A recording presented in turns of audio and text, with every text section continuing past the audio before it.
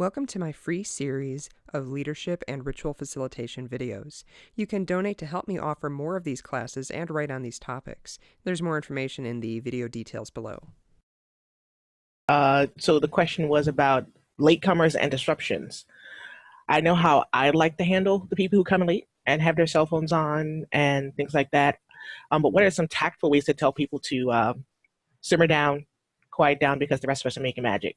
Do you designate a person in the group to basically assimilate the latecomers so the flow of the rite isn't disturbed too much? And yeah, and of course the ever-present pagan standard time, which drives me to no end. So there's a number of answers to that, and Pamela, I agree that it does become just an excuse to allow tardiness. So how I handle this depends really a lot on what kind of ritual I'm facilitating, and specifically the context of, is it a ritual that I'm doing in Chicago where I have a team of folks, or am I doing a pagan pride ritual out in a park, or am I doing a ritual at somebody else's festival? Because each group and each there's regional culture, there's festival culture. Like there's some festivals people are used to, the ritual is mostly, it's kind of a ritual hootenanny of like everybody's just gonna party, and it really depends on the festival culture. So I actually work really hard ahead of time to try and learn more about the culture of the festival. I have been to a couple of festivals where actually the first festival I ever headlined at was it was completely, the schedule was just off the rails. There was programming that was supposed to start at like 10 in the morning, and it was like 11 in the morning. And I asked the festival organizer, I said, so are the workshops going on? They're like, oh yeah, I guess this didn't start. And then when they actually got, started workshops, like nobody was showing up for the workshops. Everybody was just kind of hanging out. So like some festivals are a lot more about social time and hanging out. You have to know that about the group, because that sets some things up. But at the same time, I was there to teach workshops, and so I helped them reorganize their schedule, and we refigured how we could make all the different workshops happen in kind of a compressed timelines that would be back on track by kind of the late afternoon, evening, and we kind of reconfigured a few things. And then I said, well, do you have anybody announcing when the workshops are starting? And they said, no, we didn't really think to do that. And I said, well, so I drafted somebody to do that. Went around, and so the workshops were announced, and the workshops were, it was a very hot weekend, so the workshops were really not well attended for the most part, although it did start to pick up in the afternoon, evening as the heat cooled down a little bit. And so it's so the culture of where you're doing things will really impact how much what you're going to have as far as pagan standard time or latecomers. And it's also going to impact whether or not people show up and they've got their cell phones on. So what I do kind of standard when I'm doing workshops, when I'm doing workshops too, but when I'm doing rituals is I always do a pre-ritual talk, and I lay down a bunch of agreements, because people aren't necessarily used to doing ritual with me. And the kinds of rituals I do, I kind of have to lighten my rituals up when I do pagan pride rituals, because when you're out in a park, you're going to have people coming in late, you're going to have people standing there watching you. You really don't have as much control over that, and I just kind of accept that with pagan pride rituals. People are going to be wandering in and out, and that's fine. That's what those rituals are. That's fine with that if it's out in a park. But typically I do more intensive rituals. They're ecstatic. I do shadow work. So I address that stuff before the ritual starts, because I want people to be able to opt out. Hey, we're all going to go on a journey to the underworld, and we're going to be facing our shadows, and we're going to be doing A, B, and C. So if that's too much for you, you're welcome to opt out. If at any point during the ritual you need to leave, if you need to go use the restroom, please do. If the intensity of the ritual is too much, you can take a step out. You can, and I tell people, I don't do the kind of circle casting where people can't leave or can't come back in. So I do tell people, you can leave if you need to. You can also come back if you need to, but please do so quietly and with respect. And that's especially crucial if you're doing like ritual in hotel ballrooms at pagan conferences, because those hotel ballroom doors are really loud. They're noisy, and it's very disruptive. If I'm doing a ritual in Chicago, I have an indoor venue, and the doors close. They're locked. You cannot get in. So what I do is I do my pre-ritual talk. Like I'll say that the ritual is starting at 7 p.m. and then I start my pre-ritual talk at 7 p.m. And that, depending on what I'm doing in the ritual, that might just be maybe a 15-minute talk. If it's more of a workshop-y thing, because what we're doing is really intensive, it might go as late as 7:30, but that would be kind of rare. So that gives me like 15 minutes of wiggle room. And then once the pre-ritual talk is done, then I have my my people who manage the door. I have them go lock the doors, and then it's done. There are no interruptions, because nobody else is going to be coming in. If you're doing a ritual in a park or at a festival, there's no closed doors necessarily. Some ritual places have there are very specific ritual areas, and there are for, well, at like pagan spirit gathering for the women's ritual, there were guardians kind of flanking the entrance area. But that was a little bit different. But I mean, it's, I try and build in a little time at the beginning so that people could join in late if they needed to, particularly a festival ritual. It's just, that's just likely. That being said, yeah, I really do try and start things on time and let people know, like in the emails that I send out and the Facebook events that I send out, if I'm having difficulties with people showing up late for things, I will make absolutely clear, you have to come in, this is when it's starting. It helps if you have a doors open time that's different from your start time. Let people know doors open at 6 p.m., ritual begins at 7 p.m. That puts 6 p.m. in people's minds. Because if 7 p.m. is in people's minds, then they're like, well, should I arrive 5 minutes early? Is it okay to arrive 10 minutes? They wonder when they're supposed to arrive. Whereas if you have doors open at this time, then they know how early they can arrive and all that. So I think the doors open thing has really, really helped me. I've also put a doors closed. I will say doors open at 6 p.m. Ritual begins at 7 p.m. Doors will close at 7:15 p.m. So that gives people a really clear signal that latecomers are not allowed, or that's it. But you have to build that culture. You have to, if it's a group you're working with, you have to, talk with folks about it transparently. I want to start the ritual at 7 p.m. As far as ending rituals on time, again, that's very contextual based on what you're doing. My rituals in Chicago do not have an end time because they're going to go until they're done. If people are doing a lot of deep cathartic personal work, I'm going to let that work go until it's done. If I'm doing a ritual at a pagan festival and I have to have that ritual done at 9 p.m. because, or like I just had this, I did the main ritual for Paganicon in Twin Cities, and my ritual had to be done by about 9 o'clock because at 9:30 I was on a panel. I was on the racism in the pagan community panel. So I had to be done with my ritual, and the room didn't have to be cleaned up, but I had to be presentable to go and speak coherently on a panel at 9:30 p.m. So, for rituals like that, that's actually ending, for the kind of ecstatic ritual I do, ending at a specific time is really, really difficult because so much of it depends on what the group is doing. And I really want to be able to follow the energy. Like that ritual could have gone on for another half an hour, maybe even an hour if I had just let the energy ride out, but it had to be finished at a specific time. So I made sure to sculpt it so that we would be done at a specific time. But for the cell phones issue, I just, when people come in, I do my pre-ritual talk and I just remind people, sometimes say, put your phasers on stun, and they do. And, and I might even specify, please turn your phones off rather than putting them on vibrate, because vibrating still makes a sound and it can be disruptive. Getting people to shut the hell up because the rest of us are making magic. Yes. So I address that as agreements before the ritual starts. I have a number of agreements that I use when I teach workshops, and I kind of modify them when I'm leading a ritual. I'll say, for a workshop, how I phrase it is, we're going to do this workshop in a discussion format. During some parts, sometimes I'll be doing talkie pieces, teaching a tool, and some parts we'll be doing discussion and talking things out. So what I'm going to ask is for everybody to agree to just one person speaking at a time and not having side conversations.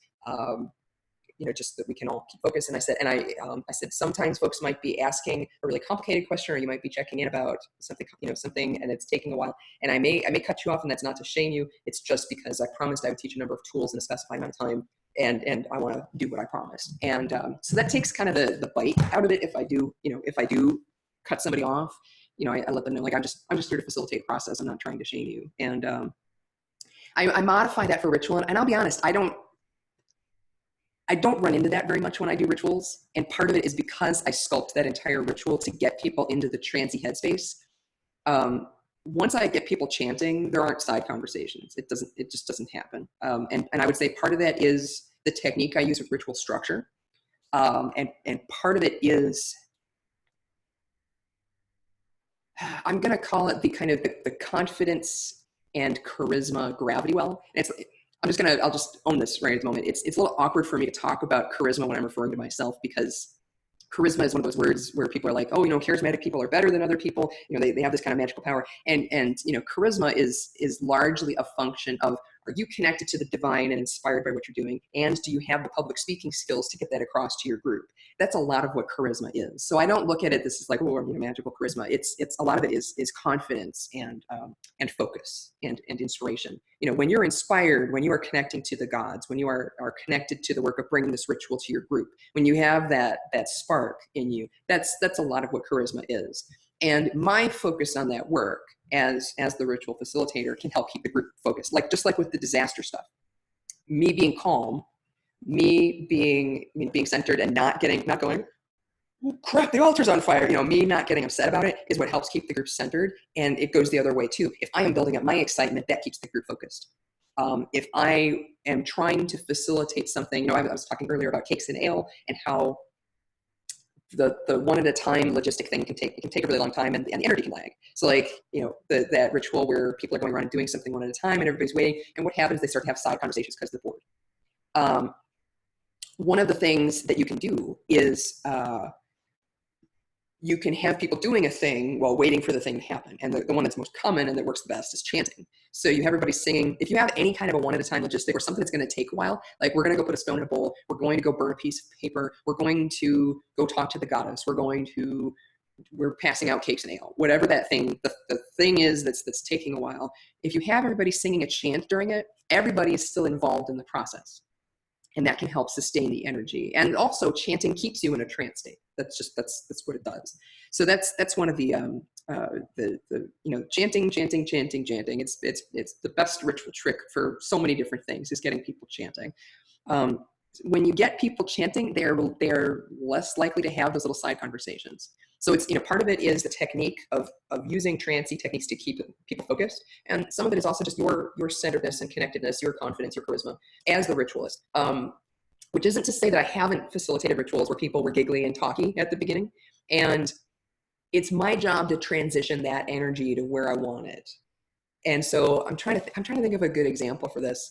Well, first I'll do the when I do run into people who are having the side conversation in the middle of ritual, and it's just completely rude and completely inappropriate, and so completely obviously inappropriate that So I was helping support a ritual at Convocation in Detroit, and so it wasn't my ritual, it was somebody else's ritual.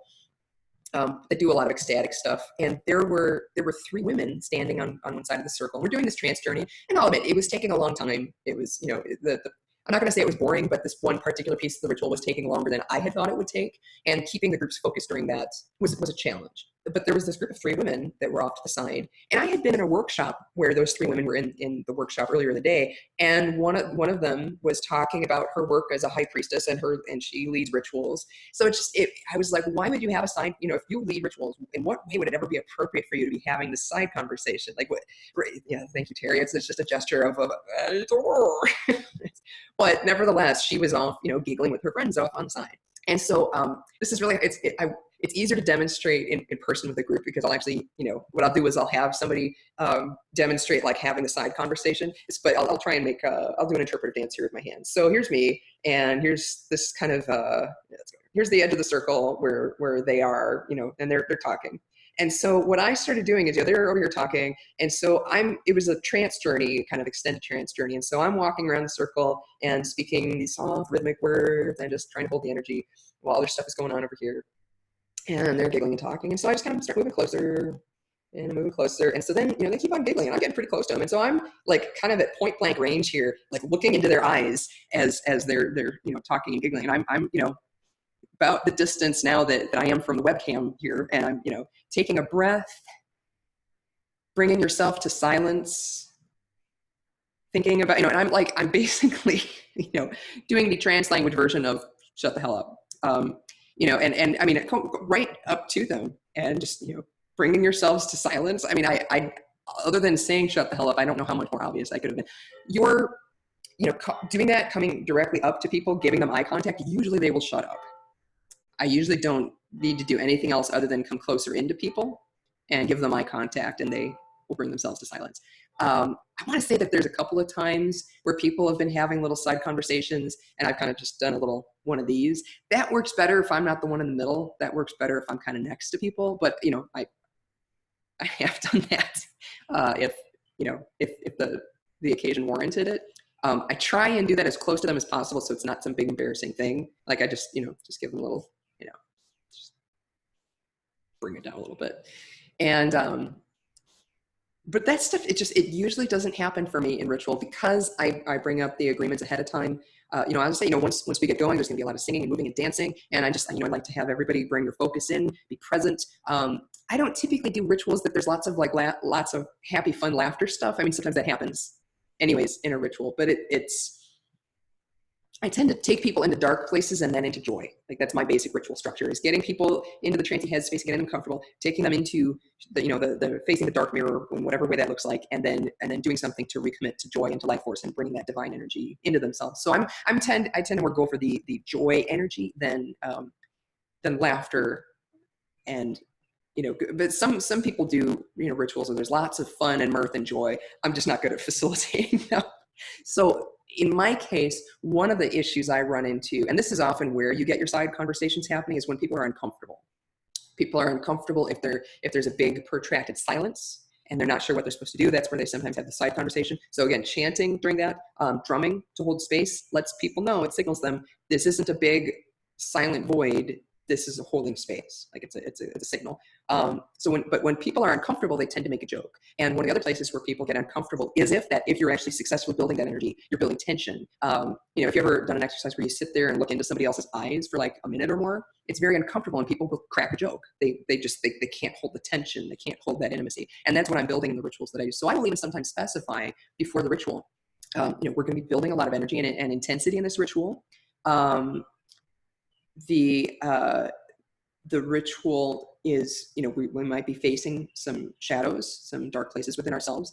You're going to feel a lot of energy moving through you. And oftentimes when we feel that tension, our instinct, we end up making a joke. Like that's just a lot of instinct that we have. So what I'm going to ask you all to do is, if your instinct is telling you to crack a joke, please hold back on that. Like just take a breath and sit with that.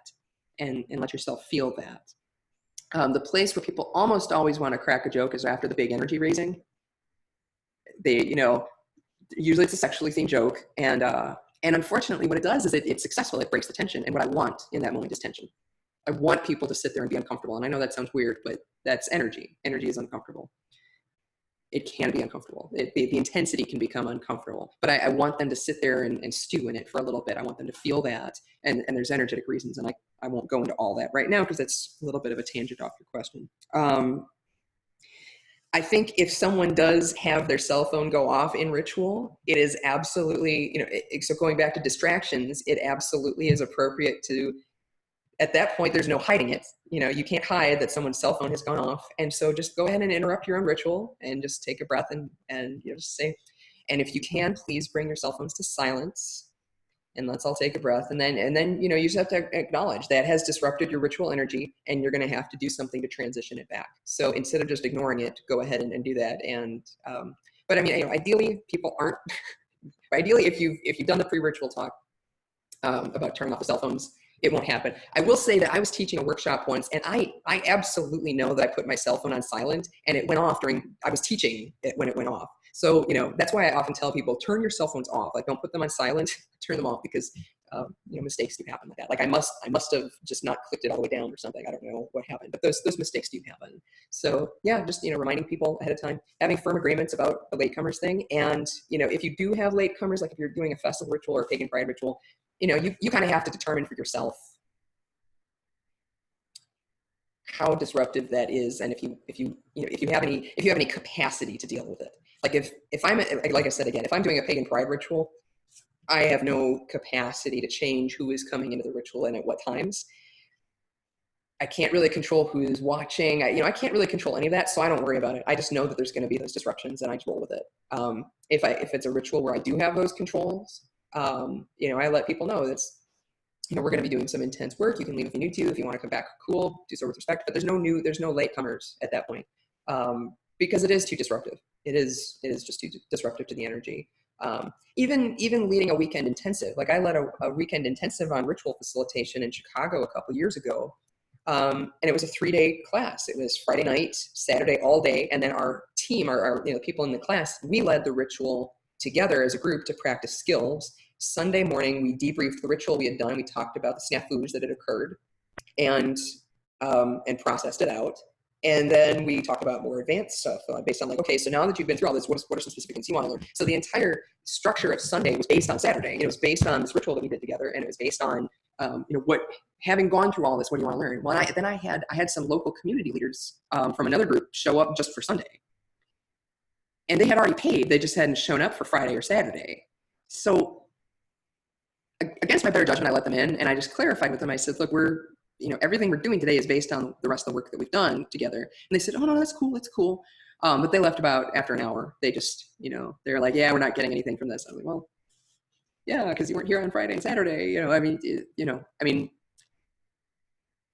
I thought I had really clearly communicated on the email invitation that I sent out and the events, that you have to attend, the whole intensive. There were people that asked me, can I just come for a couple hours on Saturday? It's like, well, if you really want to come for a few hours on Saturday, like this was a person that I knew, and I was willing to make an exception for them because of their extreme circumstances. But like in general, I would be like, you're really not going to get a whole lot out of it if you're just coming for this little part of it. So yeah, I think communicating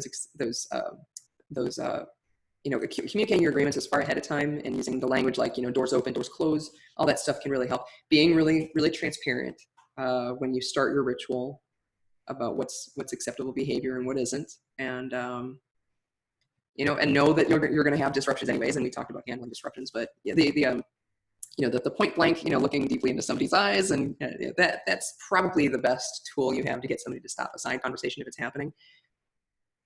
I have heard of there's a famous actor who he does plays in Chicago as well. Dennehy, something, Robert, I'm forgetting. I don't remember. Anyways, apparently he stopped in the middle of a performance of Death of a Salesman because somebody's cell phone went off, and he just stopped in the middle of the performance, went to the edge of the stage, and bitched the guy out. I don't really recommend that technique, but if the disruptions are continuing, stop and address it, and then move on. So great question. The disruption stuff is when I teach facilitation classes, like for workshops, that's one of the questions I most frequently get is people worried about disruptions and how to handle it. Because when you're new to public speaking, that's you might be confident that you can remember the stuff that you planned to talk about, but then if you get derailed by something, then it can be hard to roll with that. I guess that's a skill set you grow with time. And honestly, the best way to grow it is to have ritual disruptions and to deal with them and learn. Like, oh, there's polka music, huh?